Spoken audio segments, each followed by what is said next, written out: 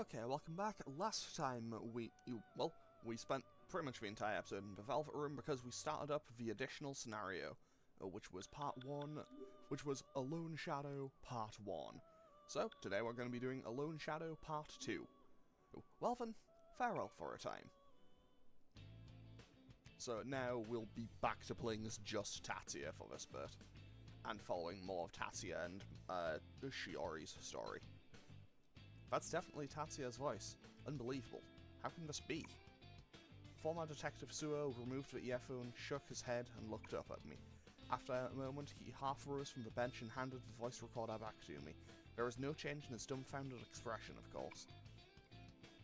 If I hadn't seen Tatsuya-kun and Sudo's personas myself, I doubt I'd have believed it either. The voice recorder played back what Tatsuya-kun had told me about the events on the other side, and his guesses about what's going to happen here on this side. He finally told me after I promised to keep it a secret, but I secretly recorded it. Sorry, Tatsuya-kun. Adults will lie without batting an eye. Persona? But is it really possible for rumors to come true? I removed the charm that I'd inserted into my police notebook. This is the student emblem that Tatsuya-kun lent me. Supposedly, so long as you have the Seven Sisters emblem on you, you'll be safe, even if Joker targets you. It's been a hot topic among the kids lately, and in truth, Sudo hasn't appeared before me ever since. So I said, but he probably couldn't believe me. Adults need adult logic. If you'd like to verify it for yourself, try going to a bar called Parabellum. It's near this park. Just as rumors say, they have things like this for sale. I opened the front of my jacket and drew the G33 from the shoulder holster hanging under my left side, then removed the magazine to be on the safe side and handed him the gun in pieces. It might be an ultra compact handgun that you could tuck into the palm of your hand, but it used .357 SIG bullets. It had firepower comparable to a 357 Magnum, close to 5 times that of the .32s the station lent us. It's often called a pocket rocket. Naturally, these don't get supplied to Japanese police officers. The guns well lent for work have to be returned to each state of service office, so I purchased this weapon for my own personal protection. If you abide by the rules against criminals who use personas or demons or whatever, you won't be able to defend yourself. Is this the real thing? So the former detective growled as he verified the weight of the gun and the bullets in the magazine. Said rounds aren't the so-called full metal jackets, which are the full penetration ammo allowed for use in P230 JPs and new Nambus. Note, the new Nambu was the gun that Tatsuya had as his starting weapon. These were jacketed hollow points, which exposed the lead on the tip and had a pit in the centre. They were warheads meant to stop a person stone dead. Their of power fell short compared to FMJs, but when it came to dealing damage to soft targets like human bodies, they were far superior. This is because the lead had mushroomed at the moment of impact, and it efficiently delivered a shock and caused massive blood loss. As a result, their use was prohibited in international warfare by the Hague Convention. I heard it's because they were deemed inhumane due to the unnecessary suffering they cause. Apparently there's such a thing in this world as humane warfare. Black Stars and Makarovs aren't something you can get your hands on at a moment's notice, even using the black market routes from the mainland, the Philippines and Russia. I don't know how it works precisely, but I can only conclude that rumors have become true. Put that away right now. Suo-san handed back the gun and magazine, then rested his chin on his hands, which were propped up on top of his thighs, and uttered another groan. Next to him, the wrappers for the anpan we'd lined up and eaten together earlier swayed in the autumn breeze from under the cardboard milk pack. He'd squeezed in time for me during his lunch break, so we wound up eating here as we talked. It's barely any meal at all for a security guard who spent all his time on his feet, but we couldn't exactly chat about all of this over at the cafe around the corner. I asked when his lunch break ended, and that time's already passed. I'd feel bad to keep him here for much longer. I'd better get back to the main issue. Even now, Tatsuya-kun is pursuing Sudo. He believes he's the only one who can cope with the situation, or rather, he believes that he's the only one who hasn't lost his memory. He has to do this all alone. That's why. Is Tatsuya aware of the situation? No, I suspect not. It seems Sergeant Suo is cooperating with a woman named Maya Amano, whom Tatsuya is trying to protect. Tatsuya said he doesn't want to get his friends from the other side or his family involved. That's why he left home. This is fundamentally not a task for children. It's our job as police officers. However, you and I both know that the police aren't reliable. Togashi's still. Thinking over his former friend, Suo-san looked up at me as if begging for good news. I didn't have any I could tell him, though. He's connected to Tatsuya Sudo. It's clear that he and Captain Shimazu are obstructing the investigation to make sure that Tatsuya Sudo doesn't get detained. Togashi. He seemed to age 10 years as his head sagged down, hand on his brow. And it was probably tough knowing his best friend betrayed him and continued to participate in the crimes for which he should have been arrested. Somewhere inside, though, he had still trusted Togashi. Right now, the only one who can defeat Sudo and protect the world is Tatsuya. I realize I'm asking too much, but he can't shoulder the burden all alone. I'll support him to the extent that I'm capable. Tatsuya needs the help of adults who know what's really happening. We first met Zodiac during its remodeling. After hearing about the inevitability of Takiya's death and the secrets of the world, I forced Tatsuya to make a deal with me. I'd provide him with a place to stay and information on the Sudo investigation. In return, he'd make sure Sudo dies and stays dead. Most likely, no matter how things go, Tatsuya will eventually have to settle things with Sudo regardless. Legally speaking, there might be room to assert that it was legitimate self-defense. However, that doesn't change the fact that he's hurting and killing someone. No matter how evil that someone may be, the fact that he's ending their life will leave an indelible scar on Tatsuya's heart. But it's not all his fault. I'm the one who requested Sudo's death.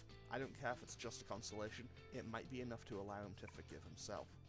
Could you possibly let Tatsuya do as he wills? Suda-san stood up then, the shade of anguish fading from his eyes. It seemed he'd made the decision to watch over his son, who was trying to oppose a cruel fate. Understood. I feel at ease knowing that he's in your care. I'll talk to my wife and withdraw the missing persons report. Thanks. I bowed my head, grateful from the bottom of my heart.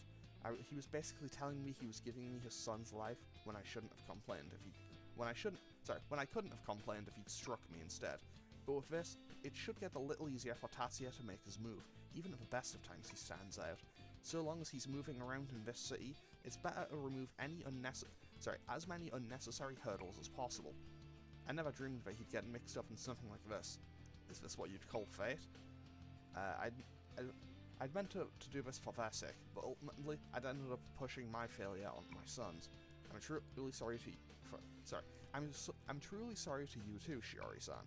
I capitulated to Tatsuya's threats to protect my family. Thanks to that, you're now in this position. Suo-san and me, Chief Togashi and Sudo's son, the head of the investigations and the kids who created this side, and finally the woman who holds the fate of the world, Maya Amano.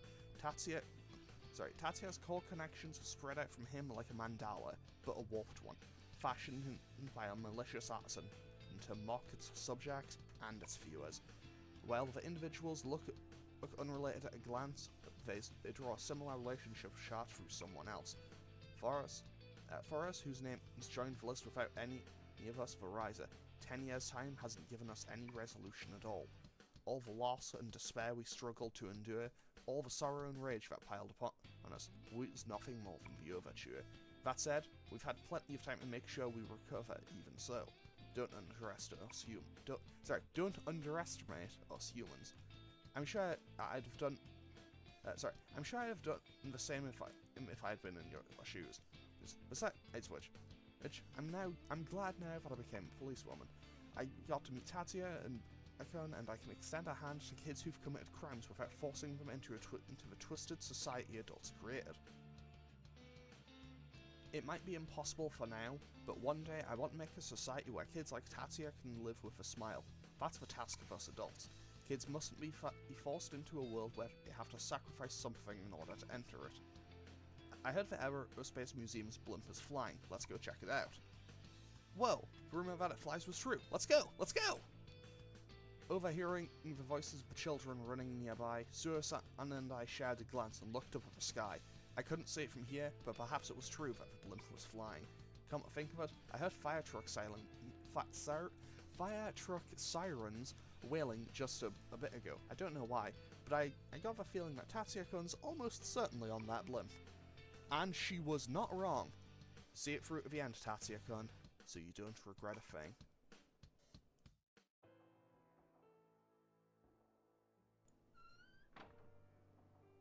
Okay, so this is obviously, like, just after the Aerospace Museum, and the first bit is before the start of the game, I think. Okay, I'm home. I knew there wouldn't be a response. At this hour, Shiori-san would still be at work. It felt like I'm barging in here, but if I treated it as anything but home, she'd get mad. I hopped into the bathroom and took a shower with my motorcycle levers still on. It was already soaked with loads of salt water. It's quicker to wash off the salt this way. Tatsuya Sudo is dead, but I don't think this is the end. Maya also hadn't given up. It seemed like all of them, my brother, Lalasa, and that other guy, were chasing me and Sudo down. When I saved Yoshizaka at the 7th clock tower, I gave Maya an emblem and advised her to spread a rumor. So I figured it'd be safe for me to leave her alone for now. Guess I was naive. The more I pulled away, the more she'd approach me with that steady smile, until before I knew it, I couldn't get her out of my head. Even way back, she would have gotten to me like that. Even way back, she would have gotten to me like that. But giving her that advice was only fuel for her engine. Still, I was right to keep an eye out for Jun in the meantime. I knew Sudo, who had already tried to abduct Yoshizaka, would absolutely try to force Jun into the masked role of Joker, and I'd been right. Honestly, I wanted to settle up with Sudo before he captured Jun, but I got thrown off when Maya appeared. I decided I'd never have to have anything directly to do with him again, but Jun got involved, and at that time, he ended up recognizing my face. Really, at this rate, I'd need at least 5 of me to protect everyone. I'm sure he picked his next move ages ago. It's obvious I still haven't gone on even 1 millimeter off the rails that he laid down. Once I stripped and washed the salt off my skin too, I got out of the shower and changed into the jeans Shiori-san bought me. I'd like to just let my levers dry in the sun, but there wasn't any point. I flipped the switch on the dryer in the washroom. I headed to the room I'd been borrowing and threw myself down on the single sofa bed. Aside from the sofa bed, there were about 10 cardboard boxes of Shiori-san's in the corner that she had unpacked, and a clothing case for me. That was it. I was grateful just to have a place I can stay, somewhere close to Maya in case anything happened. That was more than enough. However, I really should have left without saying a word that night, the night we met at Zodiac, and kept Shiori-san from getting involved with this any further. But Shiori-san told me about her younger brother. I couldn't leave in silence then. Her brother was murdered by Sudo in my place. 10 years ago, the day Shiori-san's younger brother was killed, the same day Maya and myself were locked in the Alaya shrine on the other side. The other side at Sudo set the shrine on fire while we were all locked up inside it. Since I was just a kid, I was barely able to escape. Since I was just a kid, I was finally able to escape by just barely squeezing through a gap in the floorboards. I went outside in order to save Maya, but I was stabbed in the back. That's when I awoke to my persona and burned Sudo's face. Sudo thought Maya had done that, so that's why he stalked her. But when we lost to him, in order to recreate a world where Maya lived, we changed history a little bit, and some events were erased, so they never happened. On this side, we all never met 10 years ago, so Sudo also never stabbed me. To fill that hole, Shiori-san's little brother was killed. I understood why. It was a present from him, showing me that what happens when we change history. Damn it, you fucking bastard! I twisted and pulled at my hair. I hated him so much I could go mad. I won't forgive him. I want to kill him. I want him to die and disappear. I dug my nails into the mark that he had left on my right arm.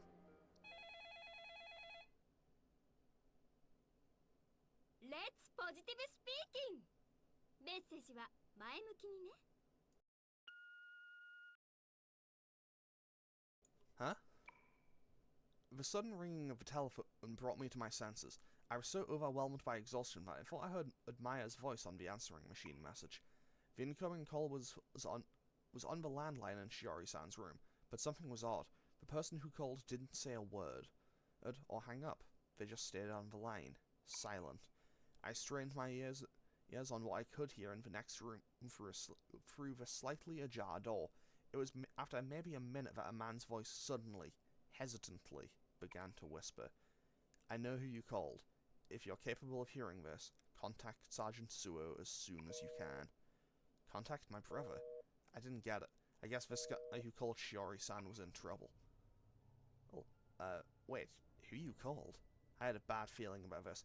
I jumped to my feet and hurried into Shiori-san's room and turned on the TV.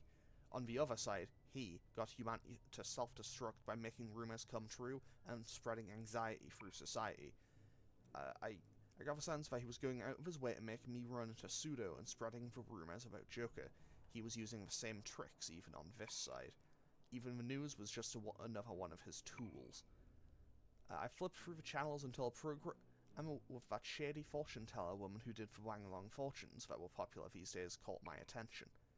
Kagare calls forth further Kagare, and Joker causes sin to increase. The more people sin, the greater Kagare's power becomes. It's cause and effect. You mustn't let jealousy and petty grudges consume you. You must not perform the Joker curse. If you do, you'll be possessed by Joker. Thus, those who perform the curse will end up becoming a Joker themselves. What the? Wow, so then the Joker isn't just one particular person. My heart pounded in my throat as every hair on my body stood on end. My memories of the other side, I don't know what had happened on this side, intersected dizzily in my head, and I understood what the answering machine message from a moment ago and Pseudo's last words meant. The man who phoned it in... The man who phoned in knew both that Shiori-san had called Joker and what was said on TV just now, so he furtively warned her that there was a danger that she herself would become Joker. I didn't know who the hell that was, but it was someone who knew what was going on. But he couldn't do anything about it himself. That's why he told her to ask my brother for help. Shiori said that there was guys in the police force who were trying to mislead the investigation on Joker and Pseudo. Most likely, he was someone in the police who knew that, the same as Shiori-san. The fear has been spread. The Joker won't die.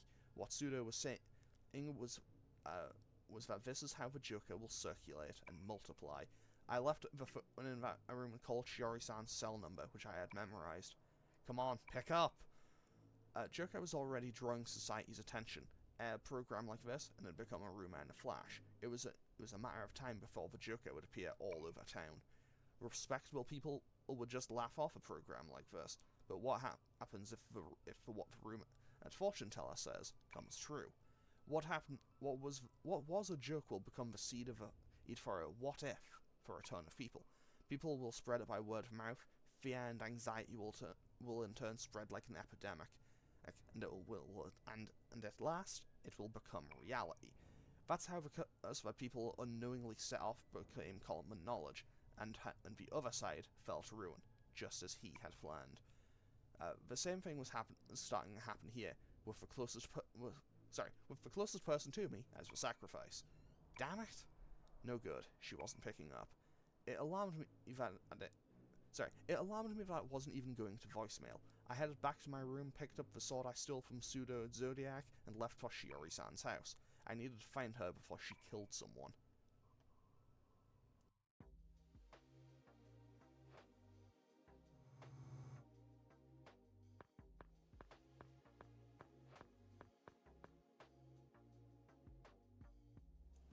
Maya, you still haven't given up?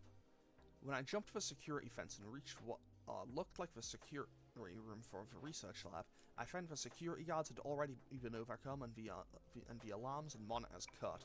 No wonder it was so easy for me to sneak in. I found 3 warped coins on the floor next to the security guards collapsed in front of the door. There was only one person who could take a gun-toting enemy with something like that. Baofu, that shady old man. Note, Baofu is like I think he's in his like mid-30s. I think he's like maybe early 40s at latest. He's not that old. Which meant Maya and my brother were here too. They were probably a step ahead of me and got wind that the kidnapped Joker users were dragged here. This was going to be a pain. 2 full days had passed since I left Shiori-san's place and tracked rumors to this place. In that time, Shiori hadn't returned home or to the police station. There was no mistake. His underlings had kidnapped her. All over town, and people who'd used the Joker curse had been turning into Joker users, and for some reason getting kidnapped just as quickly by some unknown party. I needed to simultaneously rescue Shiori, Maya, and the others, and figure out who the guys hunting down the Joker users really were. Maybe they were the pawns he was using in place of the masked circle. I'd knock out all 3 tasks at once. If possible, I wanted to get my hands on the information here before Maya and the others did, then erase my tracks so they wouldn't get in any deeper than they already had. Could I do it though? No. I will do it. Okay, so now we actually get to start the actual gameplay part of this. Okay, so pretty much this is again just doing a dungeon we've already done, only, you know, we only have Tatsuya. So yeah. Also yeah, we also can't switch personas, so if I'd come in here and didn't have Apollo equipped, I would have whatever I had on me. Like, if I had Suzaku as my persona here, I would just have Suzaku the entire time here. So that could come in handy, but also could be maybe a little bit inconvenient. But to be totally honest, I'm not too worried about any enemies that can pop up here. I say that now, but honestly, well, I know my luck. Chances are I'll encounter some absolute shenanigans moment and just ruin my entire day. Okay, so, also, I do know that navigating this dungeon is a little bit different to how it is in the normal playthrough. These things are weak to Mudo, so I can't really do anything else to them, so I might as well just hit them with the double Maragi Dying again, because realistically, they can hit me for like 60 damage, and I have no shortage of beads and other healing items. So unless something goes disastrously wrong and I just get like hit with all of the status ailments, I'm not too worried about getting a game over here. Okay. So, actually, while I'm going through this, I might as well have a bit of a ramble. Well, because I don't think I didn't finish rambling on about that P3 remake. Honestly, I still probably won't by the time I get to the next story bit. But to be totally honest, I don't think it really needed a remake. Like, am I glad for the people that really did want a remake for it? Yeah, but to be totally honest, I don't think it was a game that needed one. I think I would have just rather had a port of FES, but whatever, it's fine. And to be honest, like, at least more people will play it, and honestly, always good when more people will play a good game. I consider that a good thing. But yeah, I'm not looking forward to seeing some of the takes that that will inevitably appear. Like I know that I have some less than popular opinions on some things regarding the series, but yeah, I'm not looking forward to seeing an entire new wave of just pointless arguments about people being mad about Shinji and Ken and all that. Anyway, I'm gonna go in here and get more story going on.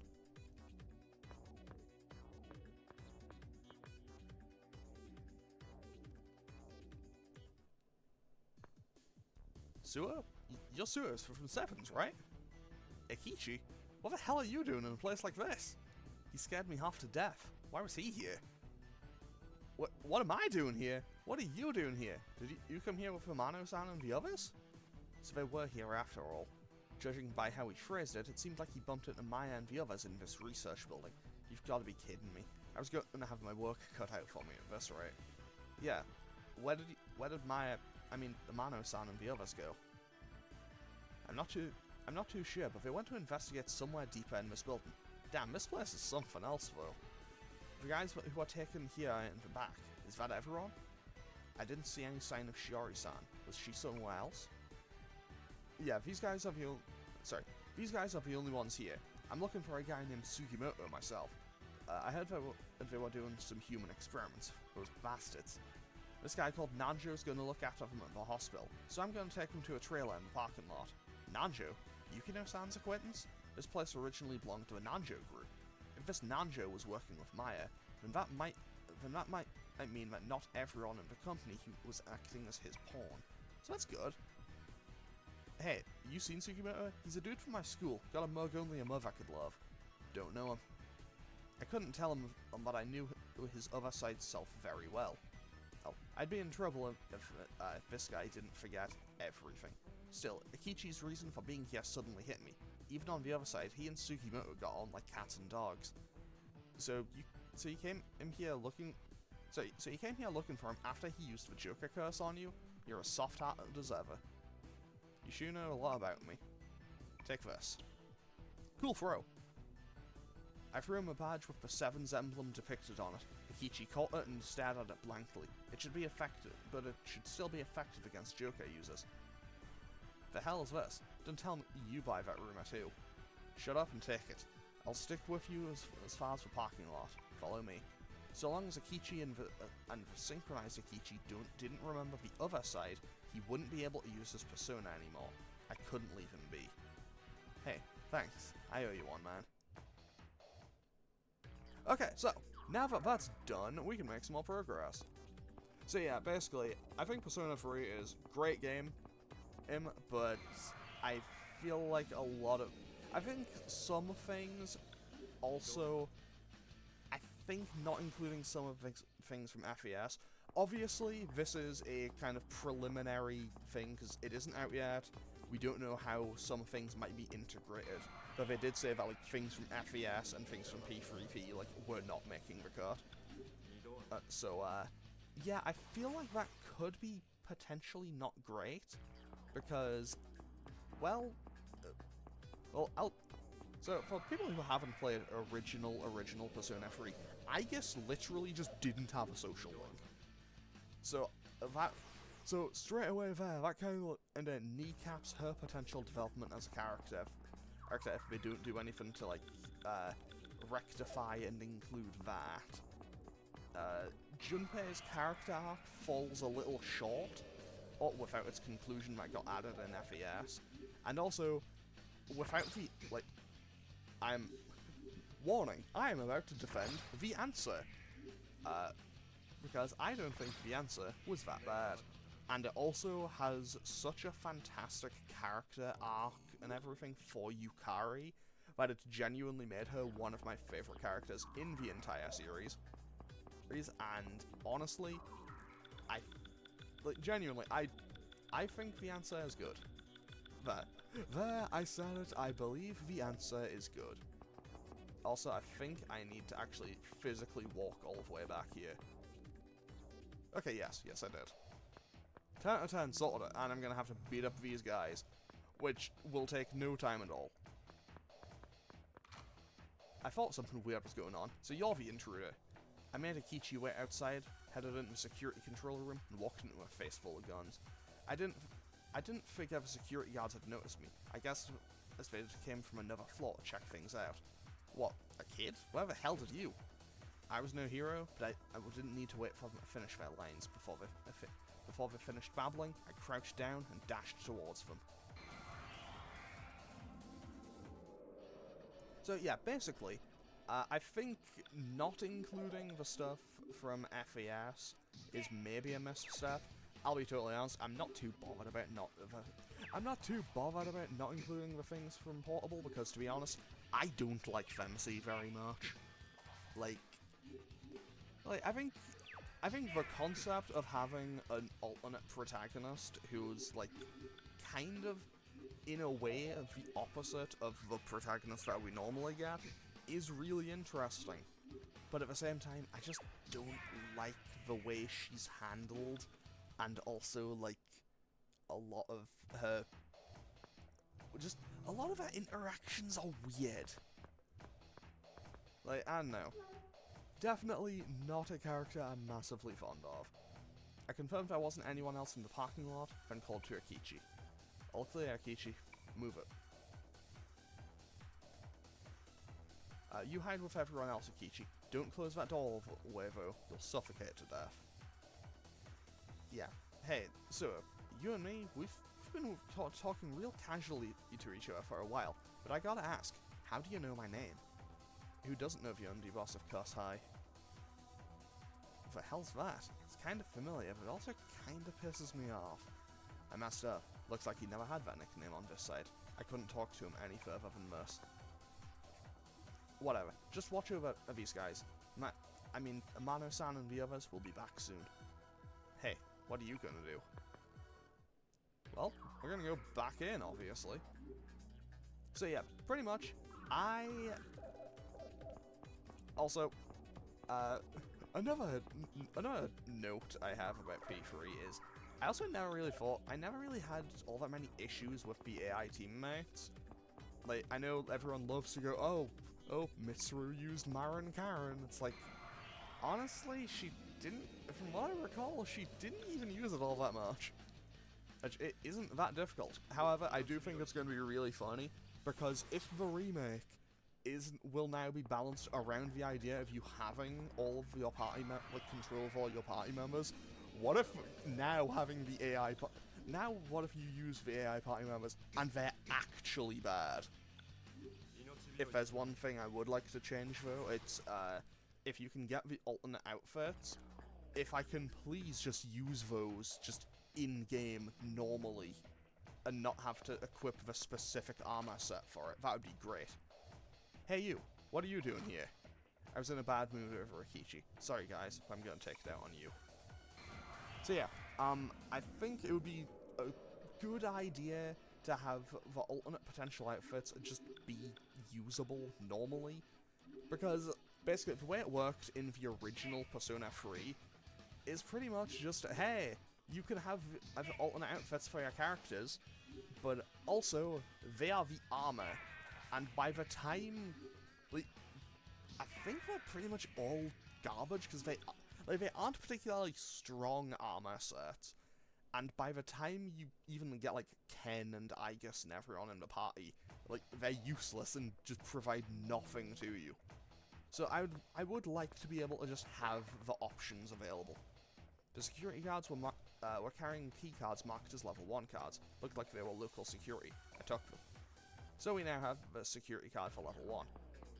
But yeah, I would like that. Maybe just let me use the P3D outfits, because, well, they added a lot of them, and it would be kind of a waste to just let those go to waste. Also, because I assume they'll probably do all the DLC things, because Atlas gonna do Atlas things these days. I would love it if, because in the original you could have Fuka change the music in Tartarus for you. If she could just change the music to be whatever, or like even change the music mid-battle, that'd be so cool. Obviously this is basically just like a wish list of some things though, because I'll be honest, the odds of these happening are incredibly low, but I think some of them would be very cool to have. I've just as, you know, nice little things.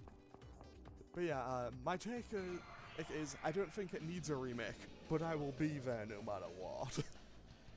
Because, you know, as it turns out, yeah, any excuse to replay P3. Because, to be totally honest, I played through it the first time, and I haven't played through it again since. And I played through FES. Like, I own a physical copy of P3P, but, like, to be honest, I bought a physical copy of P3P in probably, like, 2015.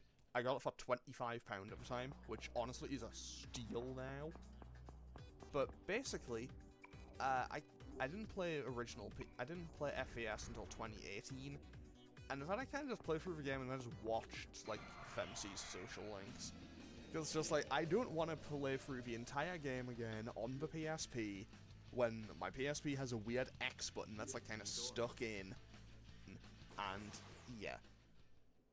And, you know, I kind of just finished the game and didn't really want to have to do another, like, what, 100-hour adventure again? But I will say, P3, really good. Big recommend. I will be playing it on here at some point. I don't know which version I'll do. It'll be either the remake or FES. I'm currently leaning towards FES though. Oh, but either way, yeah. So that will be something to look forward to at some point. I have no idea how well it's gonna work, because it will be by far the longest thing I've done. And like, I'll probably cut out grinding and everything, because honestly, you could get a lot of episodes that were just grinding. Because if I do it anything like I did my initial playthrough, I will end that game at level 99. Like, I played through, in my original playthrough of P3, I ended at level 99, and so did my 3 main party members that I brought to the final boss fight, because, well, turns out I like having high level party members. However, if there was something like in P5, specifically like Mishima's Confidant, that allows you to just get the levels for your other party members without having to use them, that would be fantastic. Because it's kind of inconvenient when, like, you're at the end of the game, you're like level 80 or something, and it's like, cool, I want to use a different party member for once. And it's like, you look back, and one of them's still like level 32. It's maybe a little on the inconvenient side. But other than that, can't really complain. Also, I think we're most of the way through here now. Okay, I say that, and then I remembered that I know that there's like oh, I'm gonna have to do that. I am going to... I don't have access to my inventory. This is gonna suck. Sorry, I just remembered that you have to fight one of the robot things in here, and obviously I don't have access to my inventory, so I don't have the plasma sword to just give to Tatsuya and make this so much faster and easier. So when I get to that fight will probably take a little bit. I also need to figure out where I'm going and what I'm doing for a bit, so hopefully this won't take me too long. But yeah, not gonna hold my breath on that one. But yeah, so P3 remake. It's Persona 3. It's Atlas. I have pretty solid faith in them. I do kind of hope. Like, I don't know what I really want from the social links though, because I would quite like abilities like you get in P5, but I don't want P3 to just become. But I don't want it to just be like Persona 5 in a P3 skin. Like, I would want it to be like a proper thing and not just like an elaborate P5 mod. However, if they did decide to give some abilities to the confidants, to the social links, just a few ideas I'd be throwing out for that. Tanaka's one would let you get a discount from his store. Nozomi's one would make food healing items more effective, and Keisuke's one would be like all of your healing on others would be increased. Like, it specifically would be healing other people, but not healing yourself though, because it would be like a completely selfless one, I think. Maybe Yuko's one would do something about like agility, I don't know. The security guards were smoking in front of a fence. Their backs to me. Not very professional. Hey, is there really an intruder? Yeah, he has 2 young women and 3 men. Just leave it be. They probably meant Maya and the others. Again? Why? Wouldn't there be trouble if that's what's going... if what's going on in here got out? The hell would I know? But it's orders from Shinjo. Shinjo? I'd never heard that name before, but it was clear that he, or she, was more dangerous than these guys. Intentionally leaving intruders alone meant either they were confidently catch them in a trap, or else they wouldn't get in their way. This kind of situation could get ugly real quick. Either way, it looked like I'd better hurry. I'd grabbed the keyring hanging from the older guy's belt. He'd taken out another cigarette and was trying to light it. My lighter is out of gas. Hey kid, give me a light. The young guy nodded and started pulling at his pockets. What an idiot. Hey, what's taking so long? That's weird. I could have sworn I just had a light. I stretched out my left hand and from behind them and held out my Zippo lighter. The older guy, I thanked me, lit up and took in a deep, satisfying drag. I bought this thing because my hand felt empty without one. It's surprisingly come in rather handy. Thanks, kid. Oh, here it is. Okay, here you.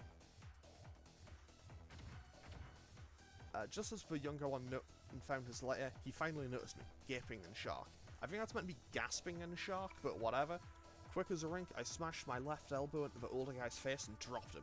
Then I sandwiched the younger guy against the shutter and smashed the hilt of my sword into a solar plexus.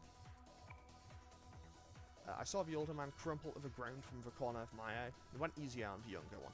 He managed to keep to his feet, doubled over in pain and grasping for air. I grabbed him by the nape of the neck, slammed him into the fence, and then unsheathed my sword just enough to expose the blade, which I pressed against his neck.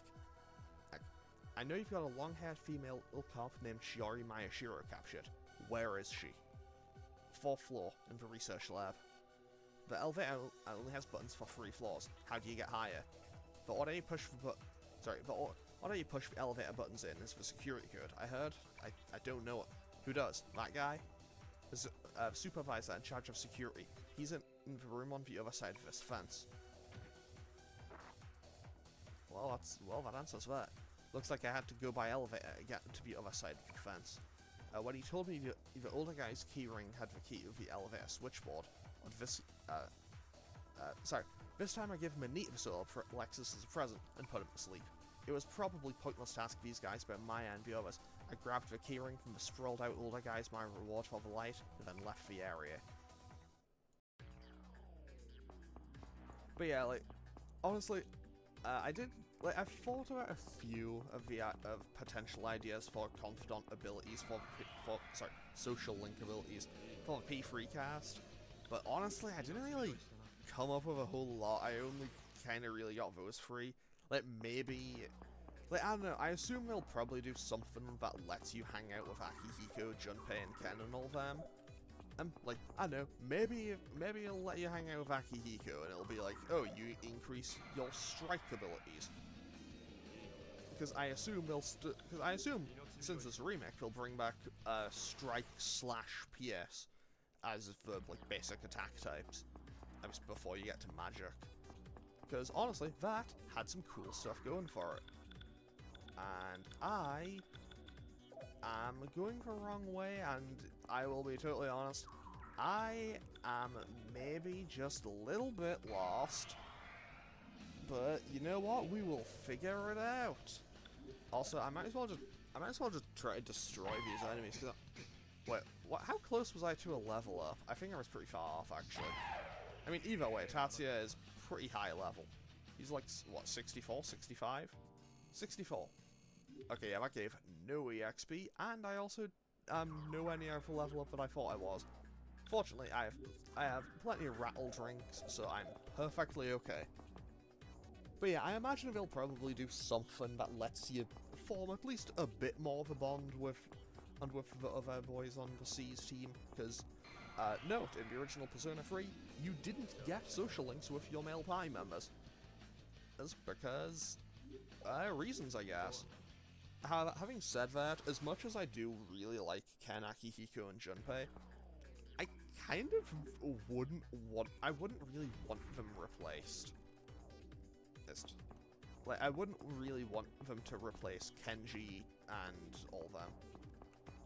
Like, I know that's probably weird, but I know, I like that they're there. That, and also, you kind of need Chihiro, because she does appear again. She does appear in P4. Oh, and it's a nice, just like, hey, I remember this character, they existed. Because, I guess, extremely minor spoiler for P4, she turns up when you go on the school trip to Tatsumi Port Island. And there's also a reference to one of the boss fights, which is how Risei gets you into the executive lounge at the club.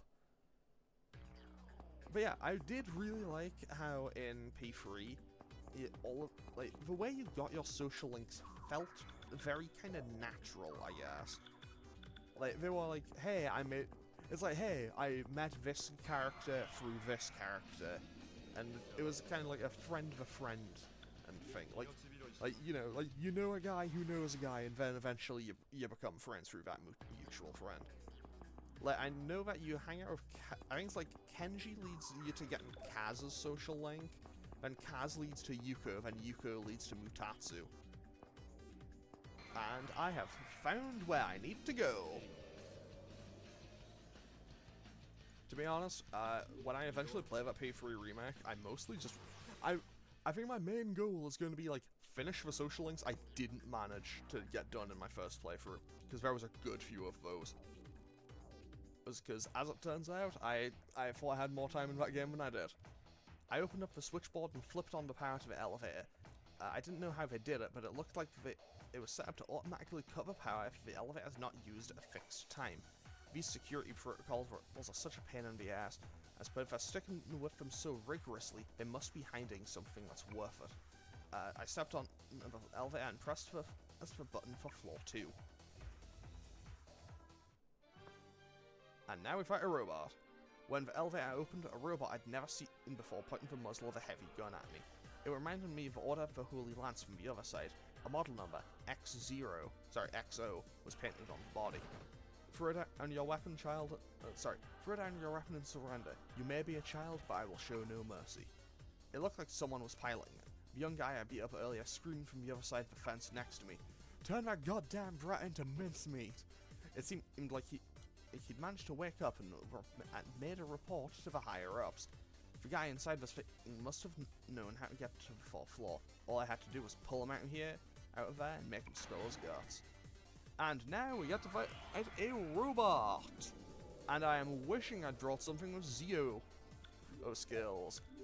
Wait, I have items for this? Do I? I probably... Actually, that might be a play. Do I have one for this?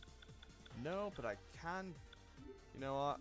I'll boost my defense, then I'll boost my attack, and then I'll just play the offense. And I'll just heal with beads if I need to. So, let's go for a Tarukaja one as well. And then I guess I'll just punch this thing a whole bunch. Actually, no, wait, I'll do magic. No, wait, I won't, because I only have one. Okay, let's try strike damage and see how much it does. I'll test strike... I'll try each type of attack I have on it and just see if any is particularly stronger than others. Okay, let's try Frailer. I'm saving Nova Kaiser for a special occasion. Okay, you know what? Never mind. This thing's weak to nuclear. It's getting the Nova Kaiser. Because Nova Kaiser looks super sick. Because it's like, hey, what if I just freeze time and destroy this thing? Okay. And it misses its attack, so I can just spam Nova Kaiser until this thing dies. And, well, it appears to be sparking, so we aren't going to be too far out. There we go, sorted. And got 4,000 EXP, kinda nice.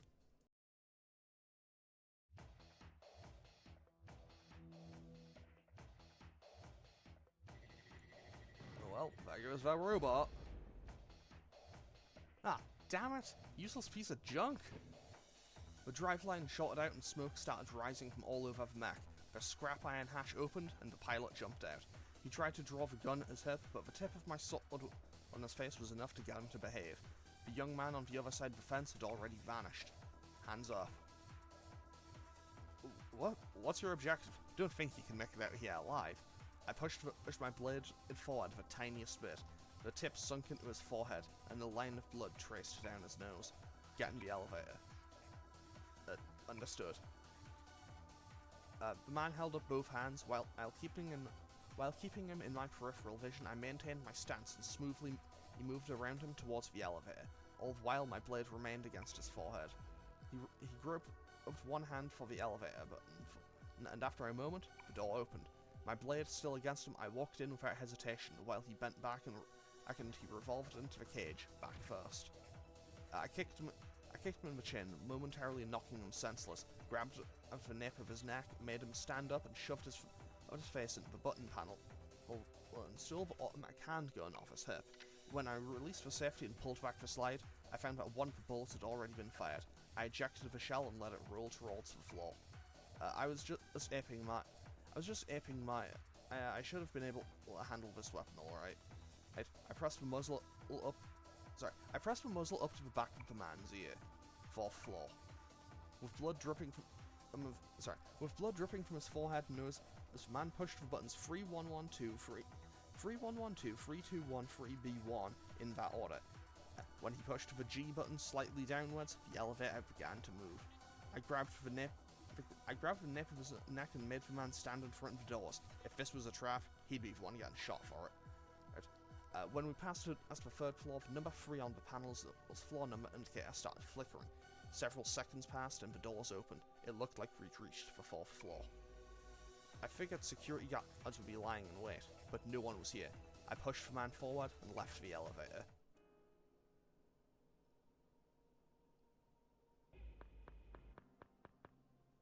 Also, I would just like to take a moment. Why was there 2 treasure chests in that last room when I couldn't pick them up? Anyway, I heard it was here. When I made him guide me to where Shiori-san was, as the man stopped in front of a room that looked like a research lab. While I was at it, I might as well find out who they are. Who are you people? What are you doing here? You came here not knowing that? Who in the world are you? Without a word, I pulled back the gun's hammer. Even if I told you about the New World Order, a kid like you wouldn't understand a thing about it. Only the technicians know other details of what's going on inside. Shinjo is conducting a bunch of different experiments using the subjects that I delivered. Is he the boss? Shinjo is only the manager of this location. Imagine the scandal if people knew who was really in charge. Tatsuya Sudo. I'm sure you've at least heard the name. A kid like you couldn't even touch a great man like him. The New World Order will create a new world without sin. Tatsuya Sudo's father, the man who screwed my dad over. If my memory served me right, even now he would still be the foreign minister. I got it. He'd be able to use the cops, the mafia, the mass media, and facilities like this as he pleased. By all appearances, it was a safe bet that Tatsuya was his favourite errand boy. I silenced him into the loose-lipped pile with a strike to the back of the neck with my gun, then passed through the door to the research lab.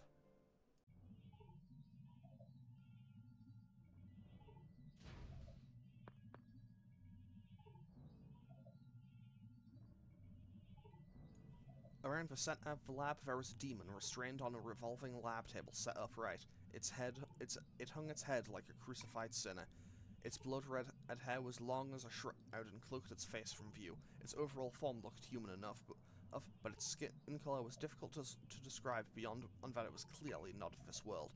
If it was so inclined, the talons on both its hands could easily tear through the lab table on which it was restrained, along with the men in white standing on either side of it. It looked like it had been sedated or something. The men in white seemed to have noticed my arrival. They backed away several steps, but somehow they didn't seem too surprised. There was no one else in the room. A horrific premonition skittered up my spine. Glaring at the men in white, I barged straight in while thrusting the gun at them. I stole a clipboard holding a chart from the narrow-eyed man and looked over it. On the chart, the process of Shiori-san's metamorphosis into a demon was documented via a series of photos. By deliberately allowing a persona to take over, they transformed her into a demon. It seemed like this was an experiment to change a person into a demon by swapping a demonic archetype sleeping in the collective unconsciousness with a human consciousness.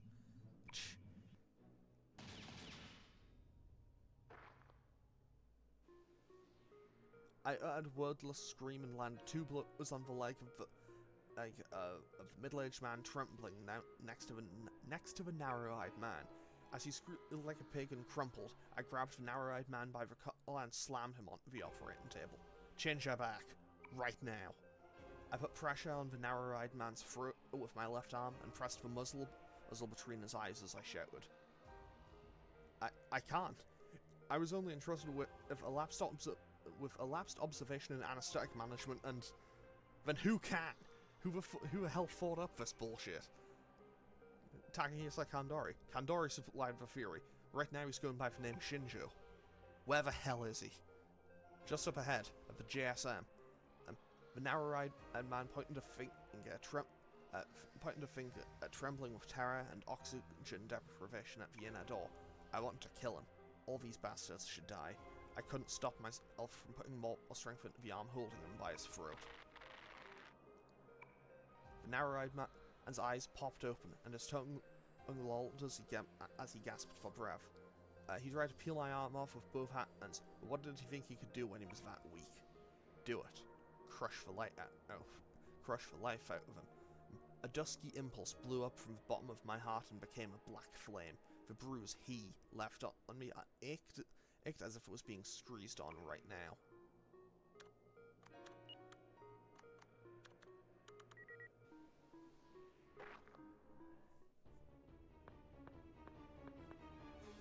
At my back, I heard a series of intermittent metallic clanks, then the sound of something heavy thudding onto the floor. I returned to my senses, and when I turned around, Shiori-san was collapsed on the floor, convulsing and trying to pull herself upright. The middle-aged man had reached out to the desktop computer and unlocked the lab table. When Shiori-san murmured those otherworldly words and rose to her knees, the room temperature dropped in an instant. With a sound like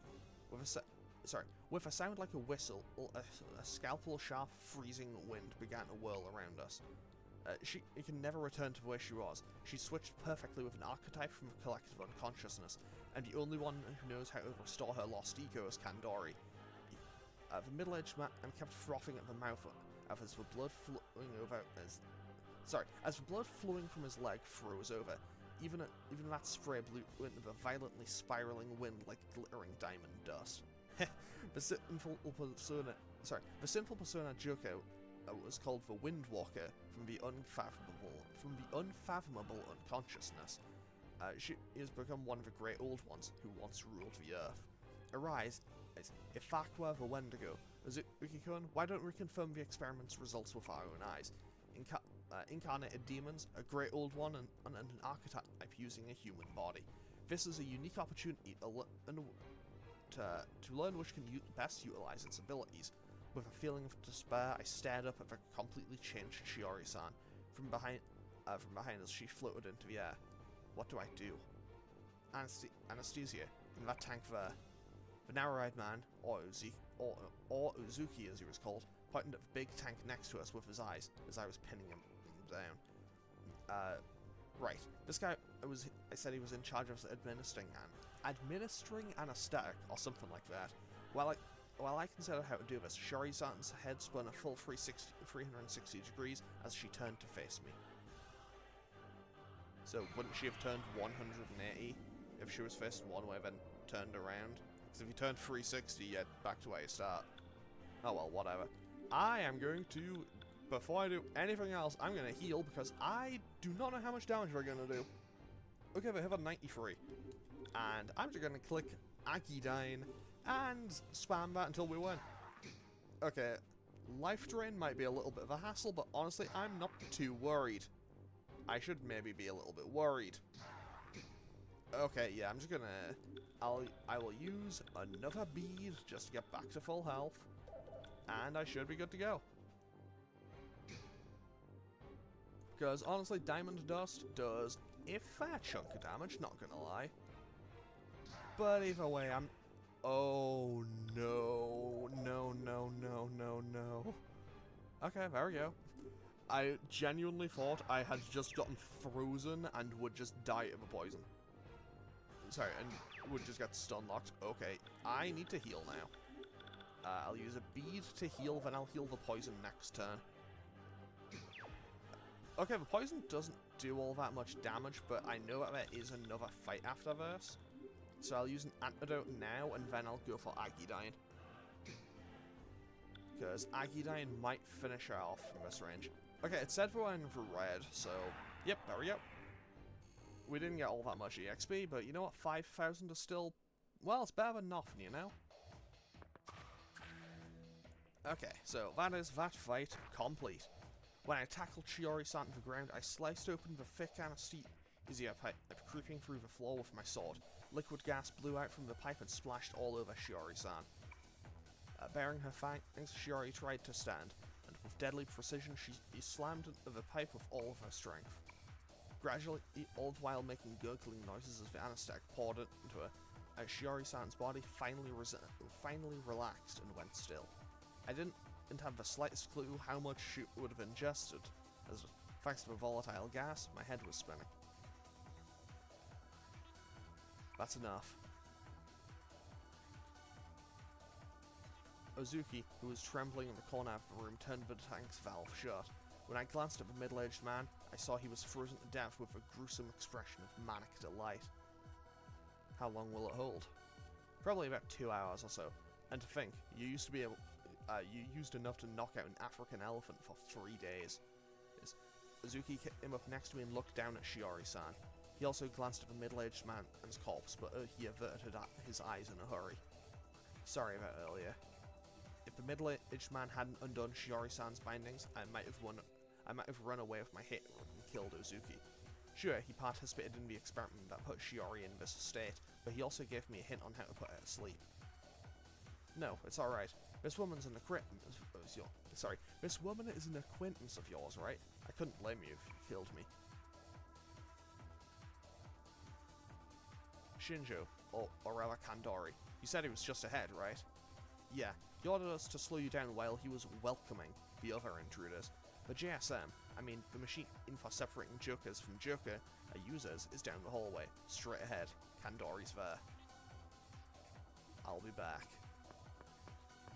I left Shiori-san behind and headed through the door Uzuki pointed out, the one that led further inside. Takehisa Kandori. I knew the name if nothing else. I could have sworn that Yukino-san and her friends killed him 3 years ago during the Mikage-cho incident, and yet, he was here. No way it's a coincidence. That JSM thing must be the core of this lab's research. It's the only way they could be manipulating rumors and increasing jokers on such a large scale. I guess for the New World Order, or whatever they're called, the more jokers the better. When I went and out through the door, the hallway continued with similar research labs on either side of me, with matching doors. Eventually, I reached the end of the hallway and approached a unique-looking steel door.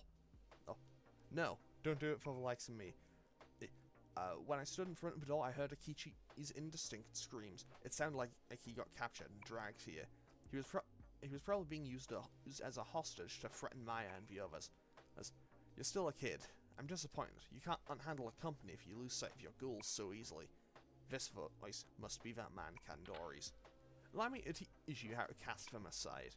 By the sounds of things, Akichi was in danger. Judging by the location of the voices, Akichi was to my right and Kandori to my left. First of all, the door right in front of me must be between them. The door's hinges weren't on this side, which meant it opened outwards. Expecting the door to smack into Kandori, I busted open with all my strength and leapt out onto the other side.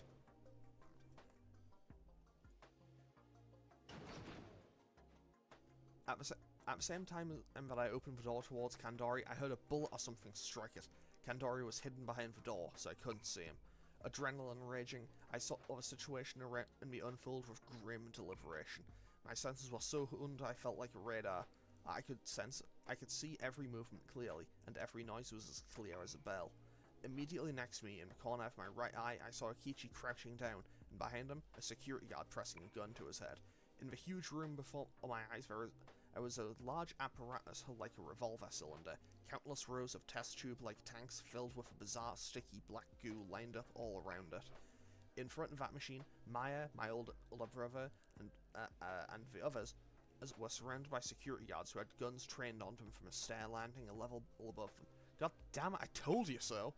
Based on everyone's relative positions, I got that Maya and the others were on the 3rd floor, while Akichi, Kandori, and the security guards and me were on the landing on the 4th floor leading into an atrium. After that, my body moved before I could think. I ran past Akichi, kicked him from behind with all my strength and sent him flying towards the door. He hit the door face first and went rolling down the middle of the hallway I'd come at him from. I caught sight of the door slamming shut using the force of the rebound in the corner of my eye. Using the inertia from kicking Akichi, I twisted my body to bisect the security guard who'd been standing behind me. From what I've heard that when another target jumps out in front of someone, and suddenly they'll be confused for an instant about which one they should shoot. I ended that guy before he could come to a conclusion. I immediately straightened again and then turned past the door. A man in shades with a flashy scar on his face pointed a handgun at me, which was still trailing a faint line of smoke from the muzzle. Not at all shaken, the corner of his mouth floated into a shallow smile. If you blended cynicism with fatigue, affectation with caprice, I don't know how to pronounce that, and nihilism with an excess of talent, you'd probably end up with a man like this. This must have been Kandori. Tatsuya? From below, my older brother called out my name. In the time it took him to do so, the two of us could get taken out. Nothing for it. I gave him a push forward with a horribly cliched line. Get out of here. Now. It looked like everyone remembered what they should be doing. Maya and the others escaped in a rush, and the guards started opening fire on them all together. Regardless, neither you nor they can escape from fate, Paradox boy. Paradox. With that one word, I understood what bound me to this man. I'd got a job to do too. I see. You two were enchanted by him. Then tell him for me that I'll protect Maya and everyone else. This man knew me and him on an even deeper level than Pseudo. Paradox. What kind of outcome was that even implying? No need to pass on a message. He hears all. Well, just so. Huh? It was clear that the persona Kandori bore was the incarnation of him. He almost completely erased the presence of his persona, just like I did. I didn't notice him until he was right under my nose. Fury flowed through my veins and I was completely awash in hatred. Have you ever considered why the moon you can never reach shines as beautifully as it does? I was burning up. It's not because it reflects the light of the sun, it's because it's embraced by darkness. The deeper the darkness, the brighter its light shines. My field of vision was narrowing. My Amano too will inevitably fall into darkness. You too must become a black sun. Okay, time to fight Kandori. And I'll be honest, yeah, I've had to redo this, and to be totally honest, I kind of just hit the speed up button, and yeah, it didn't exactly go the best, but you know what?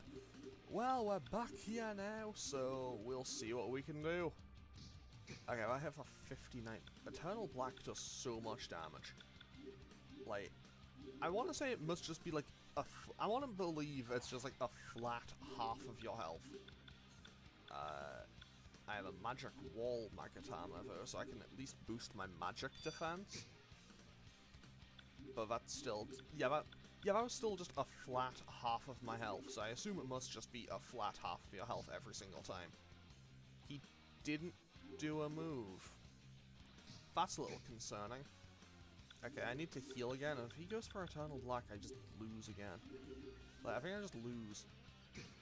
Oh wow, Crawling Chaos didn't just insta-kill me. I'm amazed. I'll be honest, if there's one thing that it irritates me to no end in every game, it is moves that are just like, oh yeah, I just did half your health bar. Like, just a flat half of your health. Like, I don't know why, but it's like, I'm okay with it in Pokemon. I don't mind it in Pokemon. But it's like, like, if this happens in, like, mainline SMT and Persona, if it happened in Final Fantasy or anything, it just bugs me, and I don't know why.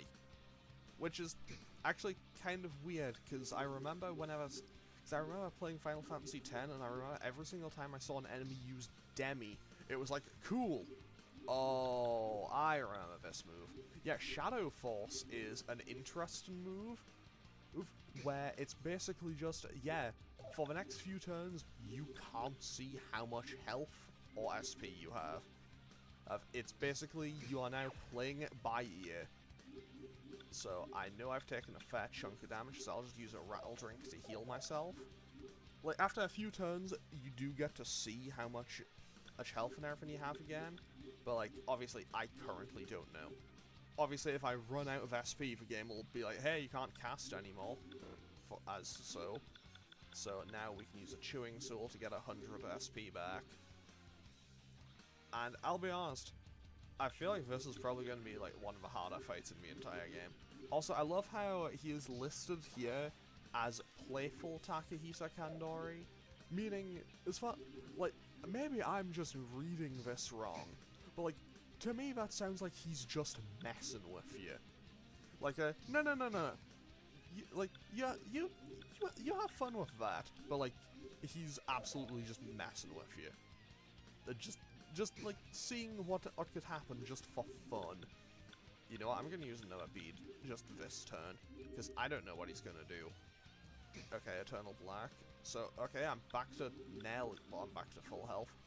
I mean, he'll get rid of that in no time flat, but hey. Now let's just do normal attacks, I suppose. Crawling Chaos didn't do all that much. Okay, he's low. That's good to know. He doesn't seem to have a... Like, he doesn't seem to have, like, a special animation to show that he is low, though. Because usually with the bosses, it's like, you know, you'd see them, like, fall to, like, one knee, or, like, be injured, or, like, show visibly, like, a sign of fatigue, I guess. Okay, I'm gonna heal one more time, just to be sure. I mean, beads aren't that expensive. I can buy a whole bunch of them if I need them. Okay, he heals, and now I go for Gigantic first, so I basically just trade 1 for 1 on the turns. Because basically, well, yeah, that's like a net gain of like 24 damage on my part. But I hope I can just win the DPS race from here. Okay, dodging myriad arrows is definitely good for me on this. Wow, okay, getting 2 back-to-back dodges is pretty substantial, not gonna lie. Okay, we won. Nice, nice, nice, nice, nice. Okay. You live up to your reputation, Paradox Boy. However, you're still young. I have to point with my sword right and left, aiming for his neck, but Kandori danced back half a step and evaded it. How do I turn Shiori-san back to normal? I scythed my blade to the left, but couldn't pull back, so I shoved the pommel forward with my left palm and aimed a stab for his upper lip. I'll give you a hint. Kandori tilted his face out of the way, and when my blade grazed his ear, he grabbed it with his left hand. And all I had to do was pull back, and it cost him his fingers. He gave me a broad, natural smile. Well, however, even when I yanked it with all my strength, my sword didn't move a centimeter. It was like it was caught in a vice. Creation is the synthesis of contradictions. When difficult and conflicting things coexist and become one, something new is born. The hell does that mean? It means that both you and I are merely actors playing our roles. However, there's nothing degrading about this. The process is essential to the result. Shut up. You're just narrowing, boy. If you wish to save Shiori Mayashiro, seek out a suitable place for her. Assuming, of course, that you suppose you're capable of obtaining all of her contradictory values at once. He struck the instant I stopped to think about what he'd said. Kandori's right hand slammed into my side and knocked the wind out of me. While I was staggered, he leapt light-footed over the railing and jumped down to the floor below. Wait!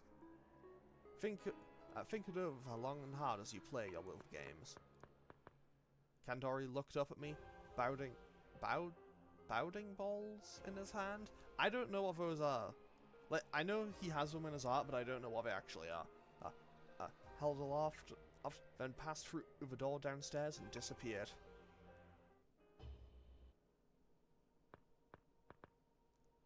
When I went back to the lab room where Shiori was at, Akichi and Ozuki were already there.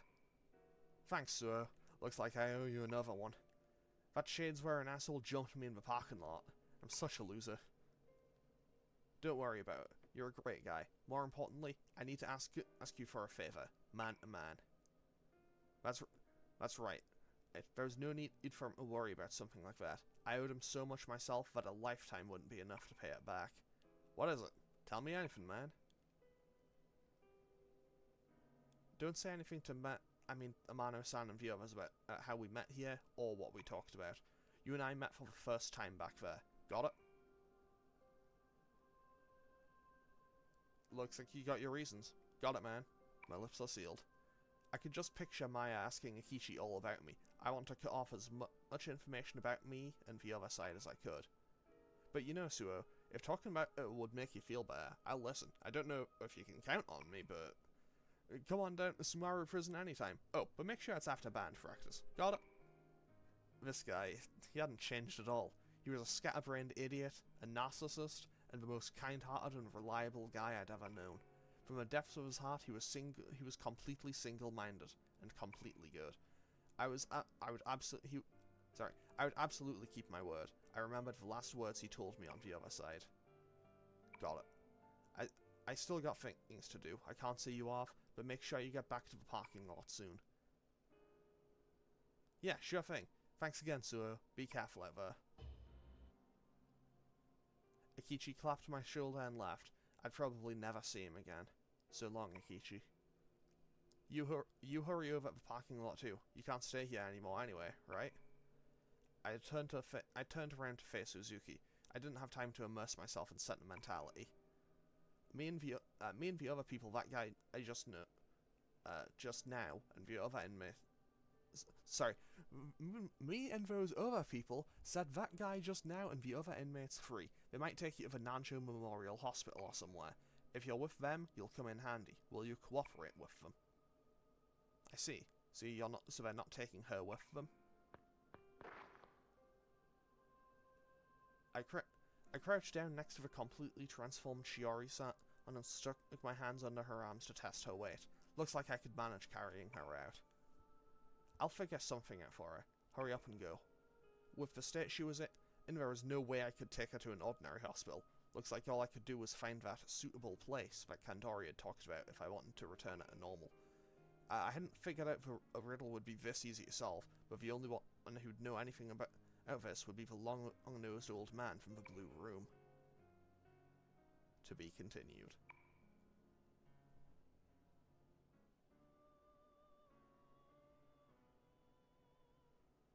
Welcome back. How was your trip? Perhaps you've come to understand Master Tatsuya Suo's suffering just a hair more. I'll keep the memory shard in my care, so in the event you would like to review it, please let me know. Okay, so with that is Alone Shadow Part 2 complete. I have a little bit of housekeeping to do. Ooh, and by that I mean I'm gonna get a few more items, gonna stock up on items and maybe get a couple new weapons and things before I start up Part 3. But next time we'll be starting up the final part of the additional scenario. I say starting it up because it's a long bit. It will be multiple episodes to do. But anyway, I am going to end this one off here. So as always, feel free to leave a comment and click any of the buttons down below if you feel so inclined. And I will hopefully see you all in the next one. For, well, the start of the final part of the additional scenario. Okay, thanks for watching. Later.